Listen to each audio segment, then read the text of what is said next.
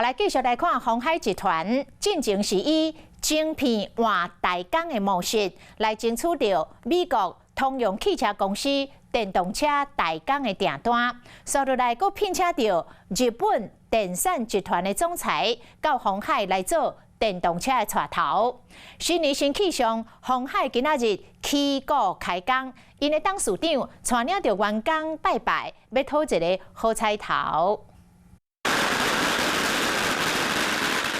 迎接新年，鸿海集团开工，董事长刘永伟带全体员工拜拜。这次疫情的开放啊，其实很快就过了，比我们想象中来得快。因为已经很多人感染，所以他们马上就变成阳过了，啊，那马上就可以投入我们的生产。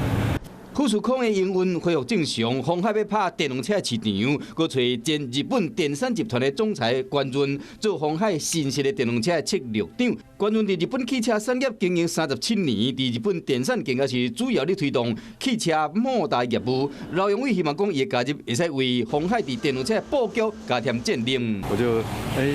透过各种不同的管道去跟他联系，终于联系上。那我相信他的这个加入我们啊，不光是对鸿海有帮助，我觉得对台湾的产业也会有很大的帮助的。 期待当拍通日本供应链进一步得到日商电动车的订单，不过未来鸿海敢会以晶片换代工的模式，协议取得美国通用汽车的电动车的代工订单，这嘛是各界关心的焦点。